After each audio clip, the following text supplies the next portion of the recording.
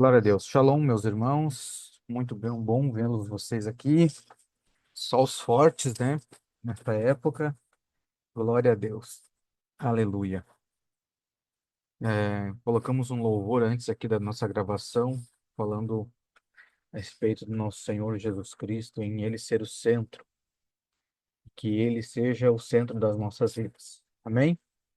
Chamo aos irmãos que vão acompanhar também esta ministração aqui pelo nosso canal do YouTube, que você seja muito bem-vindo. Convido aos irmãos que possam vir a assistir essa mensagem aqui ao vivo conosco aqui no canal do Zoom. Você seja incentivado a vir participar conosco aqui ao vivo.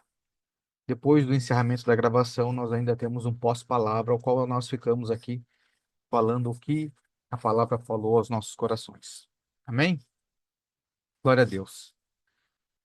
Bom, iniciando essa ministração, quero iniciar basicamente falando a respeito deste louvor que nós ouvimos, onde que o Senhor, ele é o centro, né, de tudo. E quando nós lemos as Escrituras, nós conseguimos ver esse assunto sendo o centro. Cristo, ele é o centro de todas as coisas. Se você puder deixar a sua Bíblia aberta, no livro de Juízes, nós vamos falar sobre este livro, mas falando um pouquinho aqui sobre esse tema central da centralidade de Cristo, se você observar nas Escrituras, você vai ver que esse é um tema ao qual não divide placa nenhuma, não tem placa nenhuma. Em todas as igrejas, acredito eu, penso eu, né? Pelo menos as que nós conhecemos, tem Cristo como centralidade. Na grande maioria, não vou dizer todas, mas na grande maioria, isso é um assunto em que todos concordam, que é o nosso Senhor Jesus Cristo. Claro que, conforme nós vamos nos aprofundando em outros assuntos, acredito que muitos vão tendo algumas divergências de pensamento, até mesmo de doutrina ou de revelação da palavra, e às vezes muitos irmãos acabam entrando, né, em algumas discordâncias. Mas acredito que também esses assuntos nós chamamos de assuntos secundários. E assuntos secundários, eles não vão implicar, digamos, no centro de tudo, que é o nosso Senhor Jesus Cristo. A base para tudo é o nosso Senhor. Amém? Porém, quando nós vamos entrar nesses assuntos secundários ou outros assuntos, eu acredito que são assuntos que vão fazer com que alguns cristãos vão se diferenciar um pouquinho uns dos outros e que também isso vai impactar particularmente na vida de um cristão. E o nosso Senhor Jesus Cristo, ele sendo o centro, ele veio restaurar algo ao qual o homem perdeu desde o princípio. Agora, vocês já se perguntaram por que que Cristo, ele é o centro de todas as coisas? Por que que em meio a tantos assuntos, tantos acontecimentos, tantas coisas que nós vemos, tantas pessoas que passaram nas Escrituras, por que que justamente Cristo, o nosso Senhor Jesus, por que que ele é o centro? Porque ele foi o único que cumpriu o verdadeiro papel da humanidade. Ele foi o único que conseguiu cumprir por completo. E que papel é esse? O para que nós fomos criados? Para revelar o Deus Criador e o Deus Pai. Porém, o homem ele perde essa capacidade lá no jardim de expressar a Deus, de revelar a Deus para a natureza. Então, o único que conseguiu fazer isso foi o nosso Senhor Jesus Cristo e resgatou essa função, a funcionalidade da humanidade, de expressar a Deus. E ainda ele foi além, porque até então o homem tinha esse papel de revelar Deus para a criação. Mas Jesus foi além, além de ele revelar a Deus para a criação, ainda ele revelou Deus como Pai. Ele foi além. Por isso ele é o centro de todas as coisas. Por isso que a Bíblia diz que nele, por ele e para ele. Eu não sei se você, nessa frase, se você consegue compreender o peso que há nessa frase. Quando a Bíblia diz nele, nele todas as coisas foram feitas.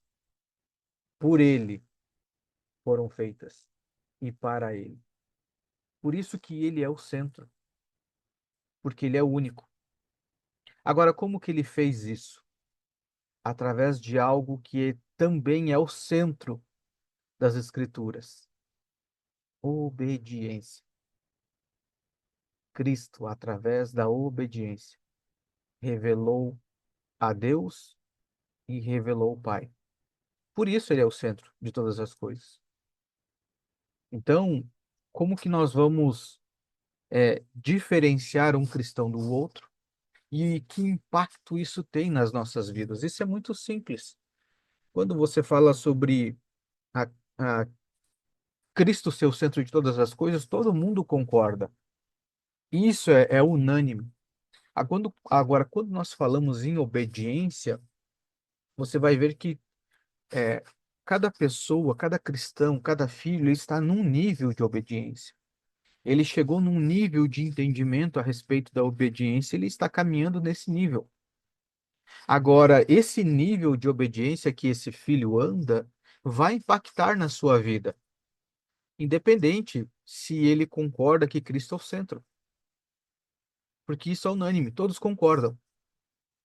Agora, entenda uma coisa, por que que nós, mesmo todos nós concordando que Cristo é o centro, reconhecendo Cristo como Senhor e Salvador, por que que alguns cristãos passam tantas lutas e tantas dificuldades e outros às vezes nem tanto?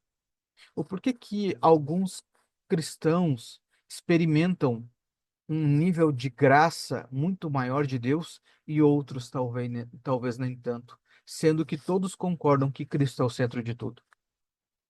Justamente por causa do nível de obediência. Cristo experimentou algo que talvez Abraão, Moisés e outros homens da Bíblia não experimentaram.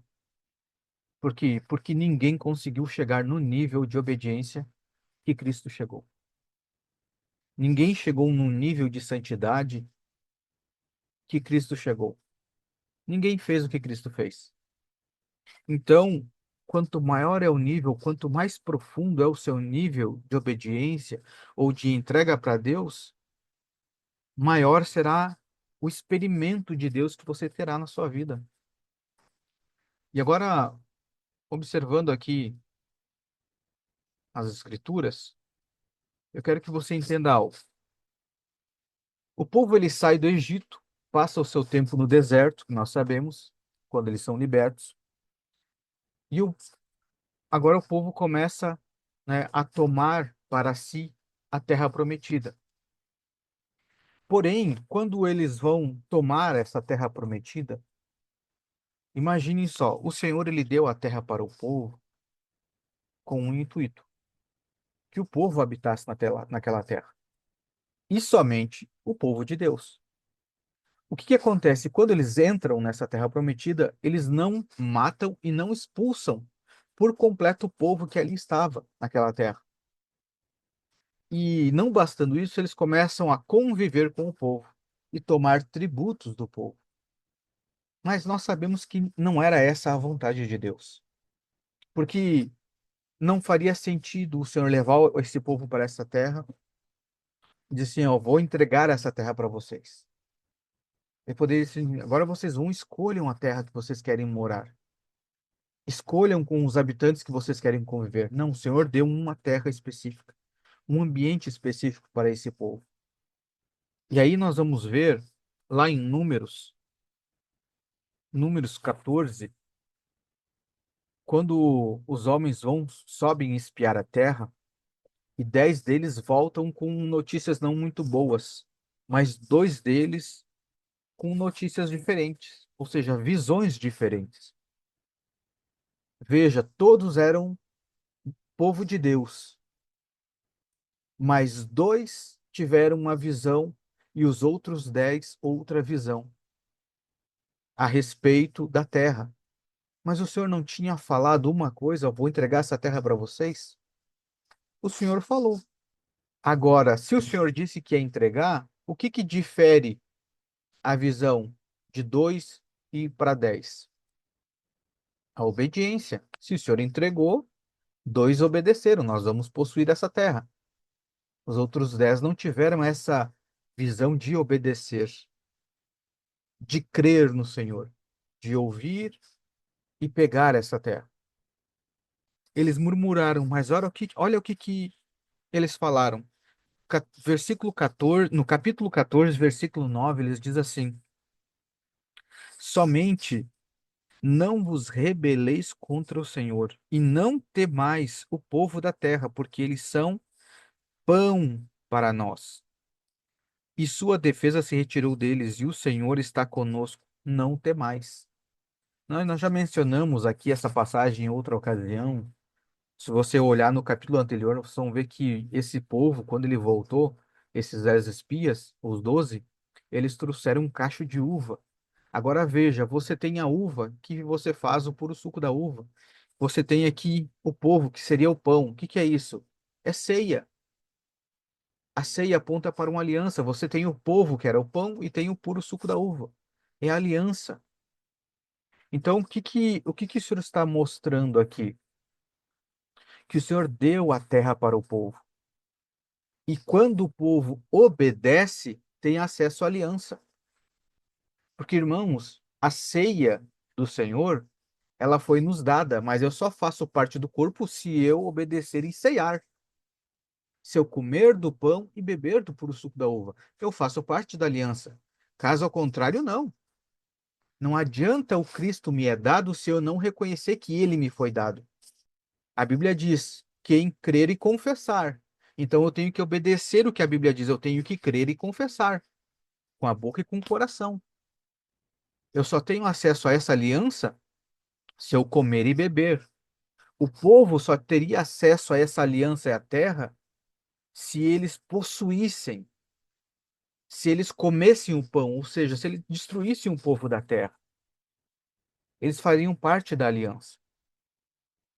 Então, o que que diferiu? Veja que esses 10 que murmuraram contra o Senhor não possuíram a terra, mas todos eram povos que foram libertos.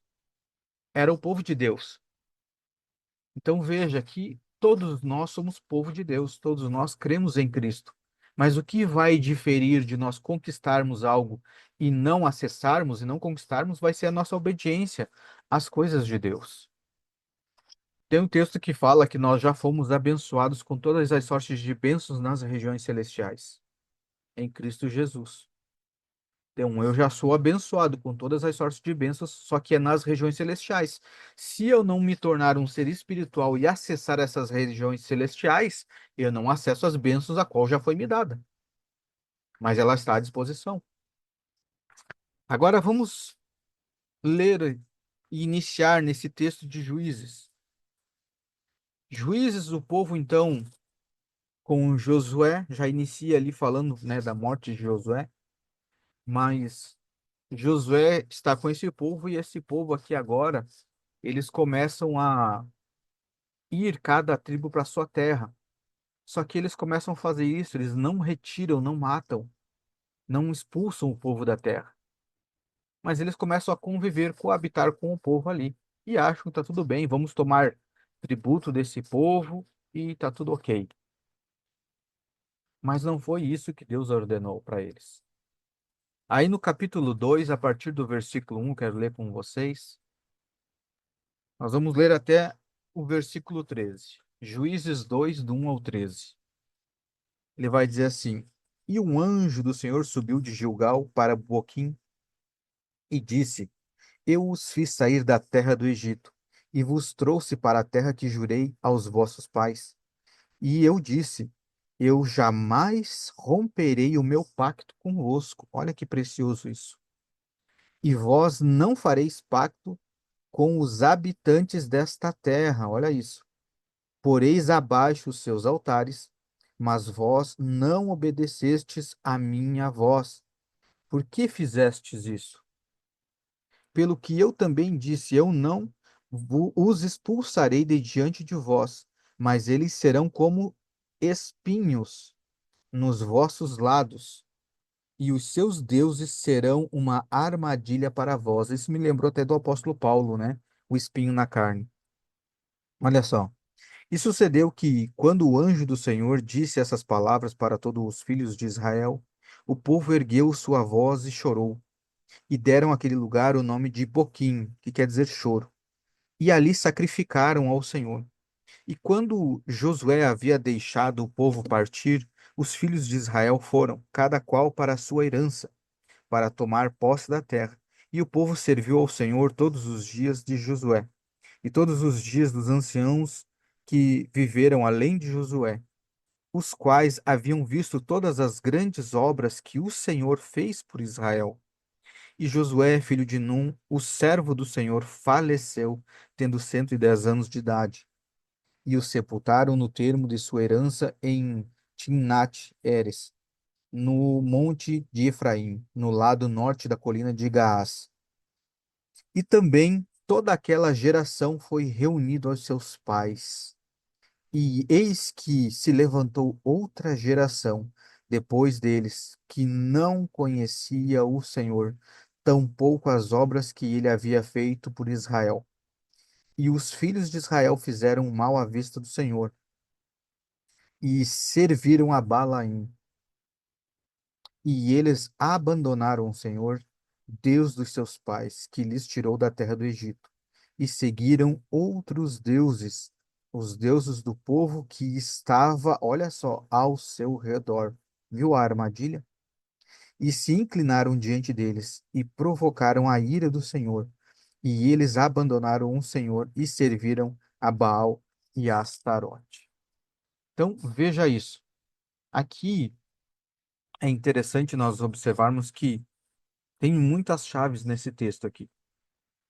A falta da obediência levou o povo a se desviar de Deus, a abandonar o próprio Deus, o Deus que tinha libertado eles, pela falta de obediência, pela precisão na obediência. Eles tomaram posse da terra, mas não fizeram de uma forma completa. Não foram inteiros, integralmente na obediência do Senhor.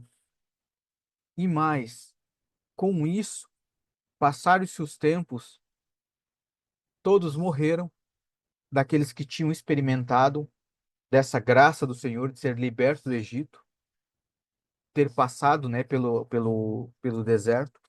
Mas veja que se levantou agora uma geração que não conhecia a Deus, que não sabia do que Deus tinha feito. Agora, eu fico pensando, como que entre uma geração e outra, não, as pessoas não sabiam a respeito de Deus? Simples, porque os pais não ensinaram os filhos. Por isso que a Bíblia fala, ensina a criança o caminho que deve andar. Então houve uma falha nos pais em passar para os filhos o que Deus tinha feito. Mas, irmãos, eu penso o seguinte, que é muito difícil a nação não saber, ou o povo não saber a respeito de Deus. Pelo menos de ouvir falar. Se você perguntar aqui no Brasil, as pessoas já ouviram a falar de Jesus. Mas por que que as pessoas não seguem a Cristo? Por que que as pessoas não querem Cristo? Porque não basta só ouvir. Nós temos que representar Cristo, transparecer Cristo.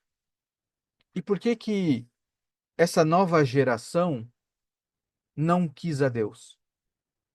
Porque os pais não estavam obedecendo na integralidade a Deus. Agora veja o porquê que eles foram adorar outros deuses. Porque o povo da terra adorava os outros deuses na sua integralidade. Então, o que mostra para nós é que não basta eu falar de Jesus. Eu tenho que viver a vida, de Jesus. Ele tem que viver em mim. Eu tenho que colocar isso na prática, os nossos filhos ou a próxima geração tem que ver que isso é importante para nós e que nós vivemos isso na prática. Caso ao contrário, eles vão ouvir falar de Jesus, mas vão se levantar uma outra geração que não vão querer a Deus. E mais, quando nós falamos acerca do cristianismo, acerca de Cristo, nós estamos falando de algo que nós vivemos pela fé. É pela fé. E quando você vai ver os heróis da fé, lá em Hebreus, observe que quando se fala deles, ó, fulano viveu pela fé por causa disso e disso. O que que demonstra de cada um? Se você leia lá depois, você vai ver que de cada pessoa mencionada se menciona atrelado à fé a uma experiência de vida. Então, o nosso viver em Cristo está atrelado a uma experiência de vida. Qual é a experiência de vida que você está tendo em Cristo? Para que as pessoas vejam, dizem, olha, esse vive pela fé. Porque não é só de ouvir falar. Ele tem prática de vida, é algo importante, ele vive isso. E talvez é isso que faça a diferença. O povo, quando saiu, não estava vivendo isso na sua integralidade. Veja, dos 12, só dois creram no que o Senhor disse. Então é importante, irmãos, nós vivermos isso na prática, termos isso como exemplo, ter essas experiências. Veja só, quando você vai falar para os seus filhos, dar um conselho para os seus filhos, você vai falar a respeito daquilo que você já passou, né? Quem aqui talvez teve experiência com droga, vai dizer assim, olha, eu já fui usuário, já me droguei. O que que você está passando para outra pessoa? Uma experiência de vida. Você diz, olha, não vá por esse caminho. Com qualquer tipo de vício, você só vai dar o exemplo porque você passou por aquilo. Agora, quando você vai falar sobre a obediência, sobre a vida de Cristo, você tem que falar, comunicar, ensinar, instruir a próxima geração, porque você está vivenciando isso. Caso contrário, você vai estar só contando uma história. Amém? Então, essa é a importância de nós sermos integrais para o Senhor. Por isso que Cristo, sendo integral, ele é o centro de tudo. Aí, olha só, virando a página da Bíblia aqui, versículo 19, a Bíblia vai dizer o seguinte: E sucedia que, quando o juiz morria, porque aqui o Senhor precisou que erguer pessoas para conduzir o povo para a sua vontade, juízes.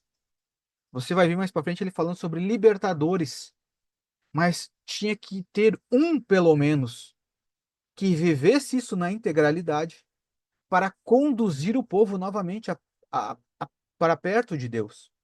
E aí ele diz assim: E sucedia que, quando o juiz morria, eles retornavam e se corrompiam mais do que os seus pais, ao seguirem outros deuses para servi-los e ao se inclinarem diante deles. Eles não abandonaram os seus próprios feitos, nem os caminhos obstinados. Caminho obstinados. É o povo que coloca algo na cabeça, irmãos, e não há Cristo que faça a pessoa mudar o caminho. Aí, cada vez que o Senhor levantava um juiz, o povo se endireitava, voltava a obedecer a Deus. Quando morria esse juiz, o povo novamente caía, voltava a outros deuses. Primeiro libertador mencionado, né, no caso aqui nesse texto, Otoniel. E aí você vai ver que no capítulo 3, quando ele se menciona esse Otoniel, qual foi a primeira atitude dele? Está no capítulo 3, versículo 9, se você quiser anotar aí, sublinhar na sua Bíblia. A primeira atitude desse libertador foi que ele foi fazer guerra contra o rei da Mesopotâmia, ou seja, foi matar o povo, coisa que era para o povo de Deus ter feito e não fez. Veja qual foi a primeira atitude do libertador: obedecer a Deus. E aí você vai ver, lendo o texto seguinte, que depois que ele faz guerra, O povo tem um período de 40 anos de paz, de sossego, de tranquilidade. Mas daí, esse libertador também morre. E aí se levanta um outro libertador chamado Yudi, um benjamita, canhoto. E aí é interessante, e isso me chama a atenção, que esse homem ele faz uma adaga, né? Como se fosse uma espada pequena, e ele cinge na sua coxa direita, né? Esconde na sua coxa. E o que que ele foi fazer, esse libertador? Fazer guerra. Foi matar o outro povo. Veja, cada libertador que o Senhor levanta foi fazer guerra. Foi matar o povo da terra, o qual o povo de Deus tinha deixado. E aí esse homem chega para o rei de Moabe, chamado Eglon, que aponta para um novilho, tem um sentido de novilho cevado, pronto para o abate, porque esse rei ele era gordo. E aí ele tem uma estratégia para matar esse rei. Entra na sua sala, ele dá um recado para o rei, depois ele sai, só que ele retorna, dizendo que ele tinha uma mensagem de Deus somente para o rei. Então todos saem da sala e ele fica sozinho. Quando ele se aproxima, ele puxa dessa adaga com a sua mão esquerda e ele introduz dentro da sua barriga, que entra até o cabo dessa adaga. E ele sai. E depois ele retorna para o povo e ele diz assim: agora vamos matar o restante do povo, porque o Senhor vai entregar o povo na nossa mão. Agora, olha que interessante. Esse mês aqui, e aí você vai seguir o texto embaixo e vai dizer agora que o povo teve 80 anos de paz, de descanso, ou seja, o dobro do primeiro. Agora veja o que está é, nos trazendo aqui, principalmente para esse mês. Esse mês não é um mês em que o Senhor nos dá tanto descanso, mas também nos dá estratégia de guerra. O que nós vemos nesse texto aqui? Primeiro, como é que nós obtemos descanso? Através da obediência. Mas também o Senhor nos dá estratégias de guerra para que a gente cumpra com a vontade do Senhor. Quer descanso? Não precisa fazer guerra. Quer descanso? Obedeça ao Senhor. Agora, a guerra só é você expressando a vontade do Senhor. E para expressar a vontade do Senhor na batalha, Ele te dá a instrução. Então, irmãos, quando o Senhor te der uma instrução de guerra, é porque Ele quer revelar a vontade dele. Se você quer descanso, você não precisa ir para a batalha. Você precisa obedecer ao Senhor. Amém? Então, olha como isso é profético, principalmente nesse mês. Nós entendermos a importância de nós obedecer a Deus para obter esse descanso. E quando for manifestarmos a vontade do Senhor, o Senhor vai nos instruir. O Senhor vai nos capacitar, a eles que vai nos revelar o plano para ser realizado, aquela batalha, as instruções. E aí você segue o livro, você vai ver que vai ter um monte de instrução de guerra, um monte de estratégia. Seguindo agora para o próximo capítulo, no capítulo 4 você vai ver agora duas mulheres que o Senhor vai estar instruindo para manifestar a sua vontade. E isso aqui, irmãos, eu achei tremendo, porque ele levanta essa profetisa, Débora, que vai trazer a instrução do Senhor. E ele vai falar com Baraque. Só que ela vai dizer o seguinte: no capítulo 4 versículo 9 ela vai dizer assim, ó, e ela disse: certamente irei contigo. Todavia, a jornada que tu empreendestes não será para a tua glória, para a tua honra, pois o Senhor venderá Císera à mão de uma mulher. E Débora se levantou e foi com Baraque até Quedes. Agora, nós sabemos aqui o restante da história, que eles vão, fazem guerra, matam praticamente todo o exército, mas Císera consegue fugir. E ele vai para onde? Para a tenda de uma mulher que aparentemente era inofensiva. Para a tenda de uma mulher em que a Bíblia diz aqui, ó, que as suas famílias, as suas terras estavam em paz. O esposo de Jael com o povo de Císara, eles tinham paz. Mas veja que quando esse homem chega num lugar que aparentemente era de paz, o que que ele encontrou? Morte. E para essa mulher, Jael, que estava num ambiente de paz, daqui um pouco chega um homem aspirando morte, porque ele era um soldado.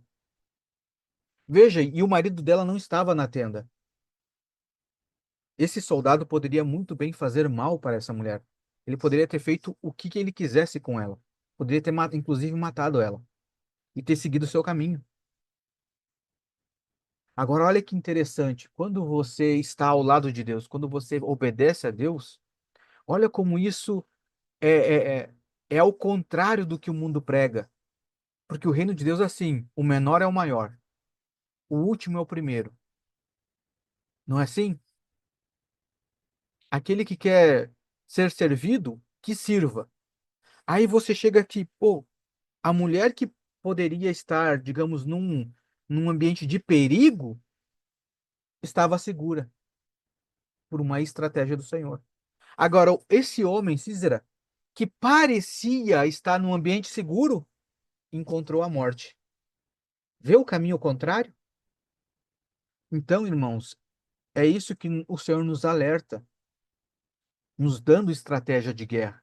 Quando você acha que a sua vida não tem mais jeito, entenda que você está seguro, está guardado.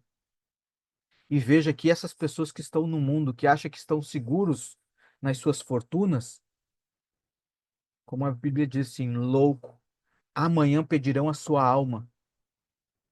Então, as pessoas que acham que estão seguras, não estão. E nós que muitas vezes passamos por tribulações, encontramos segurança no Senhor. Mas isso vai diferenciar o que? O nosso nível de obediência, de entrega ao Senhor. Quanto mais entrega, mais seguro, mais no centro da vontade do Senhor, mais a criação vai ver Deus em nós, mais a criação vai ver Cristo em nós, mais nós vamos revelar a imagem e semelhança. E quando nós revelamos a imagem e semelhança, tudo coopera para o bem, porque essa é a função da criação, servir a imagem e semelhança do Altíssimo.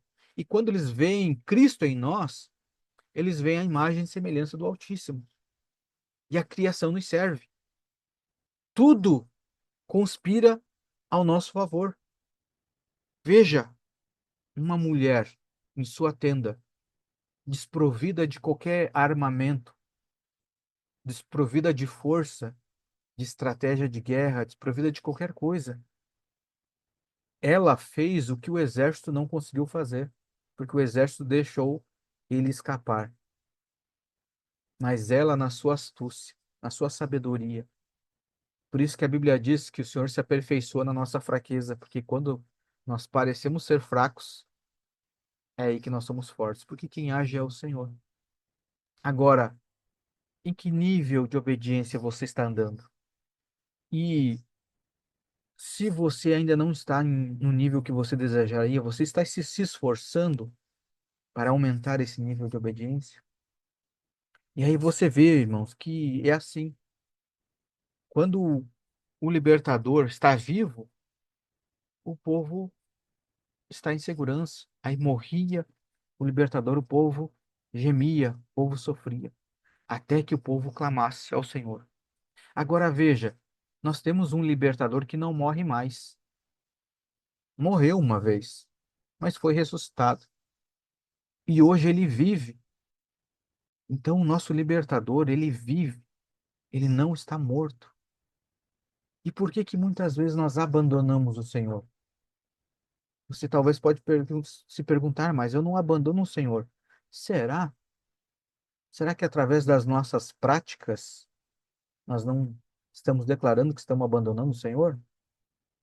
O que o mundo inteiro está celebrando agora? As práticas do mundo não apontam para o Senhor. Então é o nosso comportamento, irmãos, é que vai fazer a diferença. Não é o falar de Jesus, é o que eu estou vivendo, é na prática. Não adianta eu falar de Jesus e daqui a um pouco estar lá num terreiro. Não adianta eu falar de Jesus e daqui a um pouco estar acendendo vela para santo. Ou estar é, participando da mesa lá na festa junina. Porque não vai condizer o que eu falo com aquilo que eu vivo. E é isso que o Senhor está chamando a nossa atenção. Por isso que Cristo, ele é a mensagem central de tudo, todas as coisas, que nos une. Agora, se você quer viver uma vida diferente, diferente, você precisa se doar mais para Cristo. O seu nível de comprometimento com o Senhor tem que aumentar. Olha só o nível de Jesus. Cobraram impostos de Jesus. Quando perguntaram para Pedro, lá, e aí, o seu mestre, ele paga impostos? E que Jesus fez? Para não escandalizar o povo, ele disse para Pedro, ó, vai lá, Pedro, faz a tua função lá que você era acostumado a fazer, né? Pesca, só que essa pesca vai ser diferente. Você vai tirar umas moedas aí da boca desse peixe. E aí você vai pagar esse tributo por mim e por você. E ainda depois ele diz assim, que imagem que tem, né, nesta moeda? Assim, de César. Então ele diz assim, então dai a César o que é de César. E dai a Deus o que é de Deus. Quando você se olha no espelho, que imagem você vê? Se você respondeu que você vê a imagem de Deus, você vai ter que se dar por completo a Deus. Não pode se dar pela metade. O pagamento é inteiro. Então, se você diz que você tem a imagem de Deus, você tem que se dar por completo a Ele. Ou você é de Deus ou você é de César. Você tem um dono e a sua imagem vai refletir esse dono. E é para esse dono que você será entregue. Então, se você tem a imagem do pecado, entenda, o salário do pecado é a morte, é para a morte que nós seremos entregues. Agora, se você tem a imagem e semelhança do Altíssimo, você é dele, você é entregue para ele. Por isso que Cristo é o centro de todas as coisas, porque ele veio e refletiu a imagem do Pai, do Altíssimo. E nem a morte, a Bíblia diz que nem a morte pôde reter ele. Por quê? Porque ele tinha a imagem do Pai. Então o Pai disse assim: com licença, morte, daqui.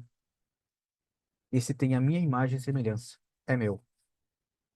A imagem que tem nessa moeda é a minha. Então é meu. Não tem a imagem de César. E é isso que Deus espera de nós, não por causa de Deus, por causa dos irmãos que ainda não conhecem a Deus, para que os irmãos olhem e dizem assim, ó, esse aqui tem a irmão, tem a imagem de Deus. Mas ele vai olhar em outros, não, esse aqui tem a imagem de César. Por quê? Porque pensa nas coisas terrenas, nos valores terrenos. E veja que aquela imagem naquela moeda era algo terreno, era um valor terreno.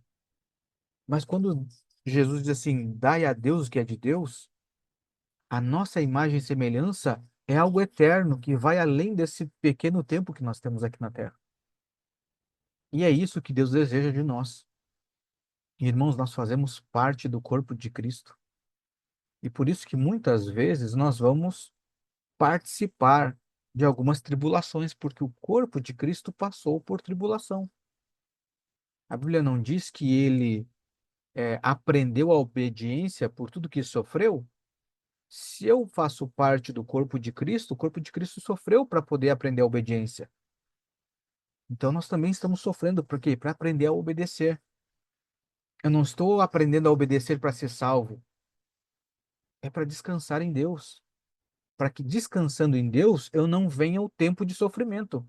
Porque se você acha que o tempo de sofrimento é este, irmãos, é porque você não sabe o que está por vir.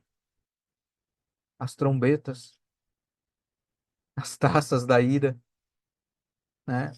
Irmãos, a gente não tem noção. Isso aqui que nós estamos passando é para aprender a obediência. Para quê? Para que nós tenhamos o completo descanso no Senhor. Porque o nosso libertador não morre mais. Amém?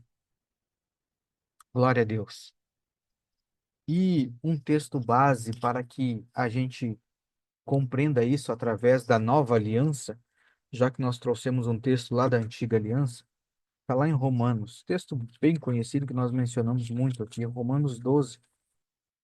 Ele vai dizer assim, versículo 1: Suplico-vos, pois, irmãos, pela misericórdia de Deus, de apresentardes os vossos corpos como sacrifício vivo. Veja, se deem para Deus, porque você é a imagem dele, apresentar os vossos corpos como sacrifício vivo, santo e agradável, vivo, ao sacrifício vivo, santo e agradável a Deus, que é o vosso culto racional.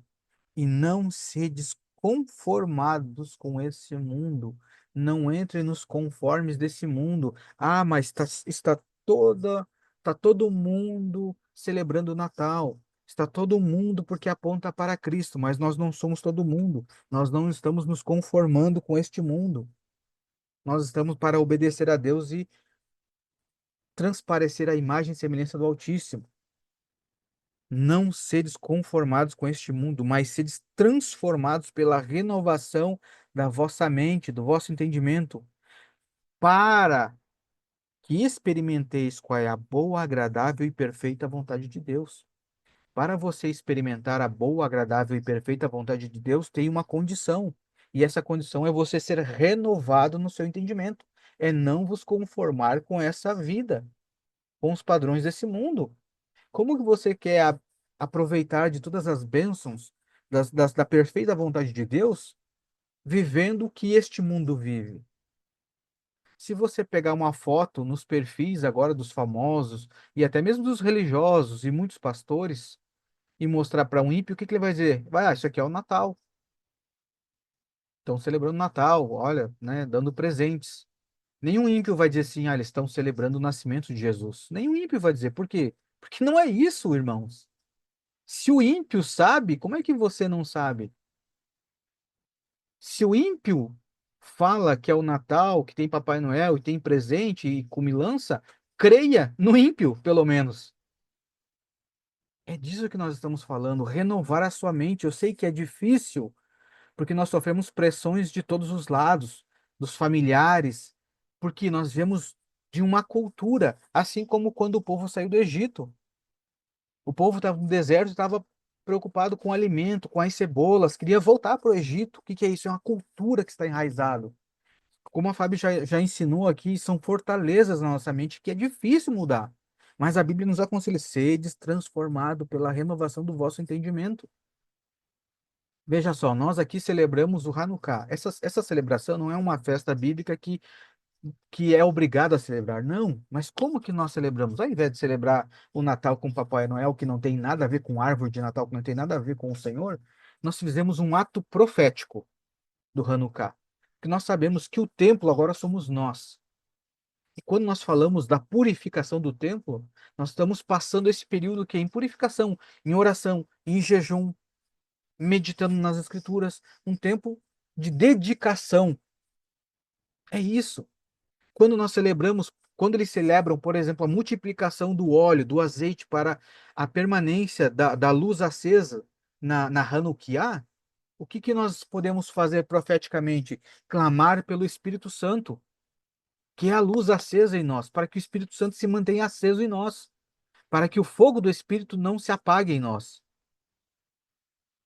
Então faça algo profético, algo que realmente tenha a ver com o Senhor.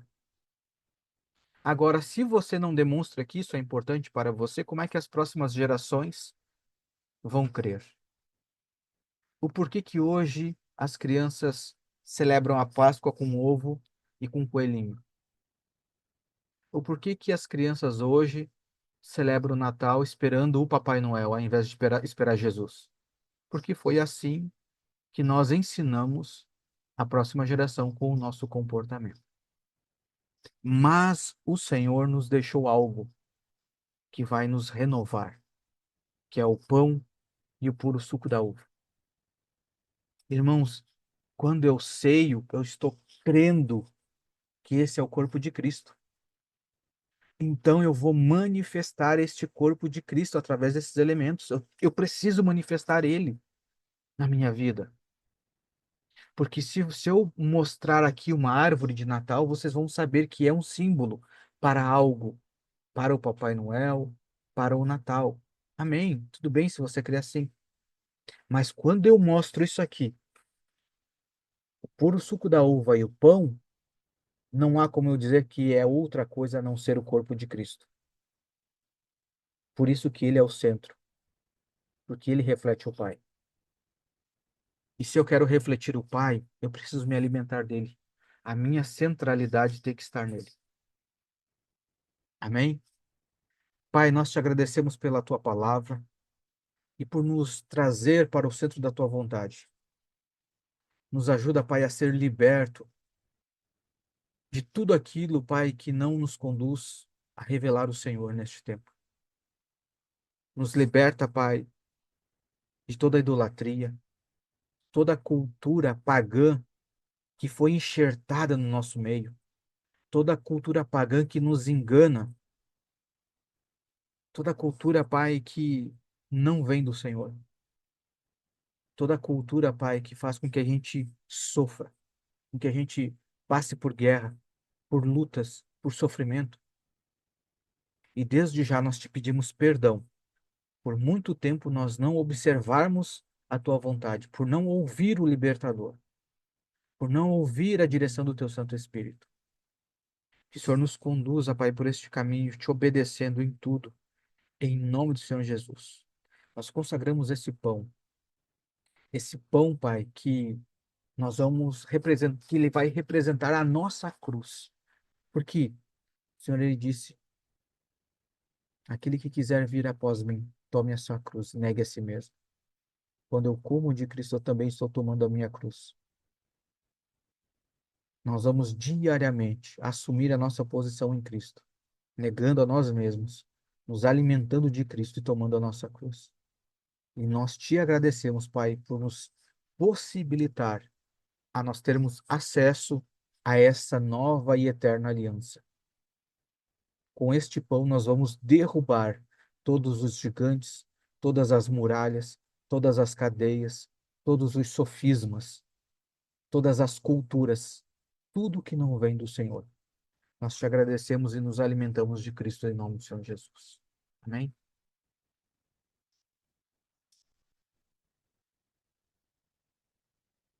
Glória a Deus. Celebre ao Senhor e da mesma forma que você se alimentou do pão, do corpo do nosso Senhor, vamos ser participante daquilo que nos comprou, que é o do sangue, através do suco de uva, da nova aliança. Pai, nós consagramos esse suco e através do derramar do sangue de Jesus nós somos lavados e comprados, redimidos pelo Cordeiro, Pai. Nós te agradecemos em nome do Senhor Jesus. Amém? Podemos participar do suco.